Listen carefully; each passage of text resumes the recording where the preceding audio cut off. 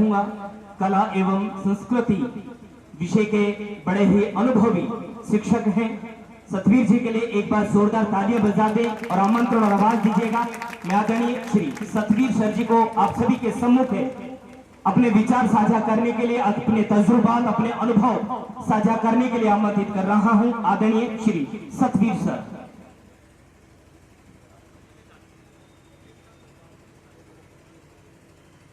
नमस्कार भाई सभी को।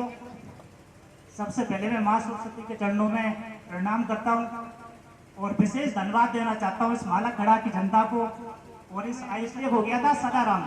मैं इनको दिल की गहराइयों से धन्यवाद देना चाहता हूं कि प्रोग्राम की जो शोभा होती है वो यहाँ से शुरू होती है। जब तक यह नहीं है, जब तक कुछ भी नहीं है, लेकिन उन्होंने इतना तारीफ काबिल मंच संचालन किया है कि इनके लिए धन्यवाद के लिए भी मेरे पास वर्ड नहीं है। और दूसरे धन्यवाद के पात्र हो आप कि आप इतना मौसम खराब होने के बाद, वर्षा की लगातार चेतावनी होने के बाद भी इतनी बड़ी संख्या में आप लोग यहाँ पधारे, उनके लिए मैं और मेरी पूरी टीम की तरफ से आप लोगों को बहुत बहुत धन्यवाद देना चाहता हूँ कि आपने इस प्रोग्राम में आकर इस सेमिनार को सफल बनाया। आप सभी लोगों को बहुत बहुत धन्यवाद। और जितने भी मेरे ये विद्यार्थी सेलेक्ट हैं किसी भी गवर्नमेंट जॉब में या फिर तैयारी कर रहे हैं, इनको मैं उज्जवल भविष्य की कामनाएं देता हूं, शुभकामनाएं देता हूं कि आगे जाके ये अपने उस मुकाम पर पहुंचे जो सपना आप लोगों ने देखा है, जो सपना आपके घर वालों ने देखा है, जो सपना आपकी आंखों में सजाया है, उस सपने को पूरा कर सके। ये मैं भगवान से कामना करता हूँ कि आप बहुत जल्दी, बहुत कम समय में सरकारी सेवा में जाकर अपने क्षेत्र का नाम रोशन करें, अपने गुरुजनों का नाम रोशन करें और अपने माता पिताओं का नाम रोशन करें। अब मैं सीधा आपसे बात करूं मेरे साथियों, तो मालाखेड़ा के जो एक छोटा सा क्षेत्र आता है, क्योंकि आपको पता है जिला मुख्यालय ये नहीं है, लेकिन फिर भी इस छोटे से कस्बे के अंदर जो श्री गजेंद्र सिंह जी ने शिक्षा की अलग जगाई है, इस शिक्षा के लिए वो इतना प्रयास किया है क्योंकि वो खुद भी शिक्षक है, तो वो जानते हैं कि शिक्षा का महत्व क्या है। क्योंकि शिक्षा का वो शेरनी का दूध है जिसको जितना जो पिएगा वो इतना दाढ़ेगा, और इसकी कीमत एक शिक्षक से बराबर कोई नहीं समझ सकता। और ये चीज मैंने सोची, क्योंकि आपको पता नहीं होगा कि मैं प्रॉपर कहां से लगता हूं, तो मैं आपसे ज्यादा दूर नहीं हूं। मैं आपसे आगे थोड़ा सा अलवर से हम क्रॉस करेंगे तो एक आएगा अपना नया जिला बना है डी, मैं वहां से बिलोंग करता हूँ। जब मैंने गजेंद्र सिंह जी के प्रयास देखे और मैं लंबे समय से आके वैष्णव सर के साथ काम कर रहा था, और आके वैष्णव सर के बारे में बताने की आप लोगों को जरूरत ही नहीं है, क्योंकि यहाँ पर आधे से ज्यादा विद्यार्थी, आधे से ज्यादा हमारे साथीगण ऐसे हैं कि उनकी उम्र नहीं है इतने उनको पढ़ाने का तजुर्बा है। पिछले 35 वर्षों से लगातार राजस्थान के अंदर जो शिक्षक भर्तियों में, शिक्षा के क्षेत्र में आरके वैष्णव सर ने योगदान दिया है, उनके बराबर ना कोई है ना कोई होगा।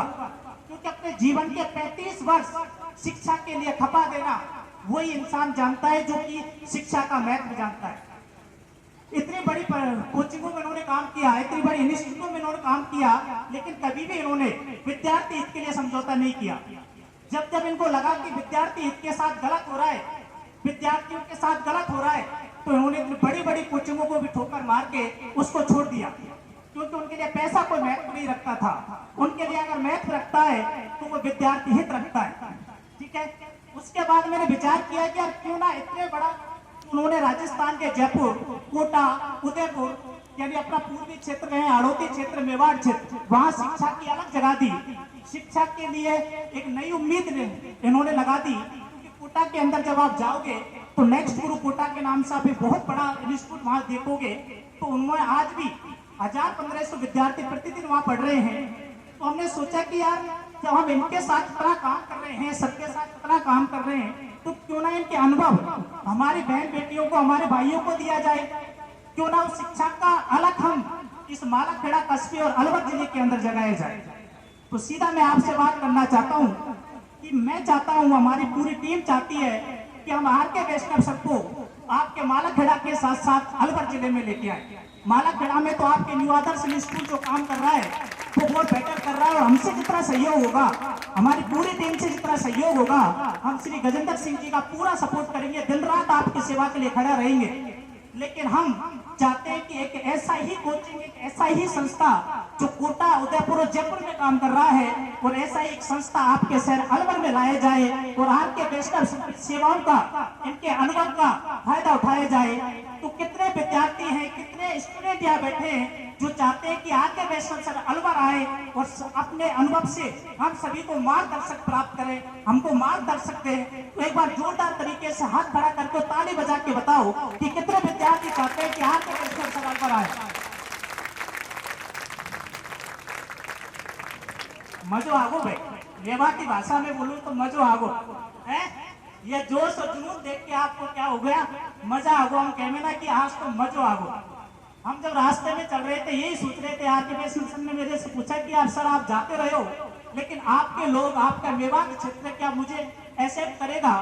तो मैंने एक ही बात कही थी कि मेवात वो क्षेत्र है, इसको बदनाम जरूर किया गया है, कुछ ऐसे कांड यहाँ जरूर हुए हैं कि शिक्षा से हटकर इनको देखा जाता है, लेकिन वो दौर कुछ और था, ये दौर कुछ और है। और आज उसी मेवात के अंदर इतने अधिकारी निकल के जा रहे हैं, आज उसी मेवात के अंदर इतने शिक्षक, हर एक वैकेंसी के अंदर हम देखते हैं तो अपना मेवात बहुत आगे पहुंचा है। और मुझे पूरा विश्वास था कि आप लोग आरके वैष्णव सर के स्वागत के लिए आधी रात को भी खड़े रहेंगे, उनके सहयोग के लिए आप दिन रात एक लगा देंगे। और मुझे पता है यहाँ से आरके वैष्णव सर और हमारी पूरी टीम नाराज नहीं लौटेगी।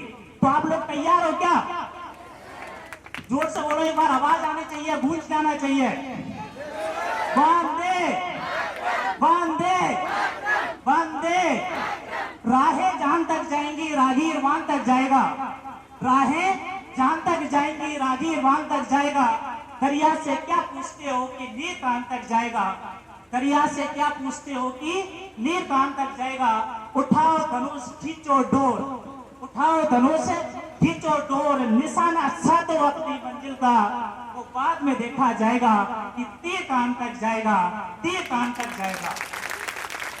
तो हमने ये बिगुल उठा दिया है, एक पौधा लगा दिया है आपकी शिक्षा के क्षेत्र में, और उस पौधे को वट वृक्ष बनाने की जिम्मेदारी अब आप सब लोगों को समझता हूँ। इस भविष्य के जो अपने फ्यूचर सरकारी जॉब वाले लोग हैं, इनको समझता हूँ, जितने भी विद्यार्थी बैठे हैं, इस पौधे को वट वृक्ष बनाने का काम आप लोगों का है। हमसे जितना होगा हम आपके साथ मेहनत करेंगे, सबका अनुभव प्राप्त करेंगे, उनका मार्गदर्शक प्राप्त करेंगे।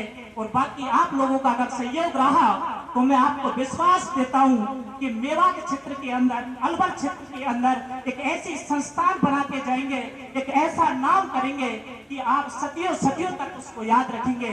और इसके लिए मैं धन्यवाद देता हूं हमारे वीरेंद्र सर को, जिन्होंने शिक्षा की अलग जगाई और इसके लिए हमको यह विचार दिया, और आप सभी इसके लिए धन्यवाद पात्र हैं। तो मैं ज्यादा समय आपसे नहीं लूंगा। तो हमारे जो यंग जनरेशन है ना, थोड़ा सा आजकल भटक गए हैं, है ना, ये लव वगैरह, प्यार वगैरह बहुत कांड देख रहा हूँ मैं कि ये हो गया वो हो गया। अभी अलवर के अंदर कुछ कांड भी आए। तो युवाओं को मैं कहना चाहता हूँ कि चांद चांद कह के,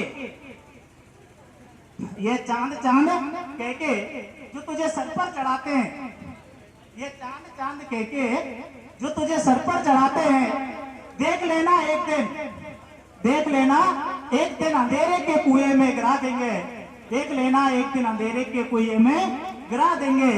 एक बार अपने दिल के अंदर झांक कर देख, ये ख्याल तुझे इंसान बना देंगे, ये ख्याल तुझे इंसान बना देंगे। तो मेरे युवा साथियों, मैं आपसे कहता हूं कि थोड़ा सा भटकते हो आप इस सोशल मीडिया साइट से, तो इसको थोड़ा सा कम करके अब वक्त है अपने आप को खपा देने का, अब वक्त है एक तपस्या करने का। अगर आपने अपने जीवन के 6-7 महीने के लिए तपस्या कर ली ना, तो उसके बाद आपका जीवन और भी सुनहरा है। आज आपके पास सरकारी जॉब नहीं है, लेकिन मैं आपको गारंटी दे रहा हूं कि आप लगातार 8 महीने किसी भी प्रतियोगी परीक्षा की तैयारी कर लो, अगर आप सरकारी जॉब ना लग जाओ तो मैं आपको गारंटी देता हूं इस चीज की।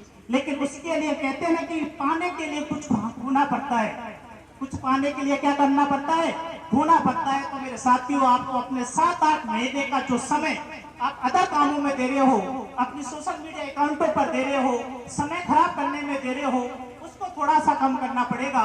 और एक ही सपना सजाना पड़ेगा कि जो सपना आपके माता पिता ने देखा है, आप लोगों ने देखा है, उस सपने को सच करने के लिए 8 महीने आपको तपस्या करनी पड़ेगी, और आपको मार्गदर्शन लेना पड़ेगा, किताबों से मोहब्बत करनी पड़ेगी, किससे मोहब्बत करनी पड़ेगी मेरे साथियों? किताबों से। किससे? किताबों से। अगर बेवफा भी हुई ना तो भी कोई गम नहीं, अगर बेवफा भी हुई तो भी कोई गम नहीं, क्योंकि वो आपको काबिल बना के छोड़ देंगे। वो आपको क्या कर देंगे? काबिल बना के छोड़ देंगे। इसलिए अगर मेरे साथियों मोहब्बत करनी है तो किससे करो? किताबों से करो। अगर बेवफा भी हो गई तो कभी आपको अकेले नहीं छोड़ेंगे, आपको क्या बना के जाएंगे? वो काबिल बना के जाएंगे। तो साथियों में ज्यादा समय नहीं लूंगा, क्योंकि मौसम कभी भी करवट बदल सकता है, और आप सबको जिनका इंतजार है, आप जिनको अपनी आंखों पर बिठा के रखे हो, और अब उनको भी सुनना है आपको। मैं इस मंच को आगे बढ़ाता हूं और मंच सौंपता हूं अपने जो मंच संचालक जी हैं, उनको मैं मंच देता हूं, आगे ये इनको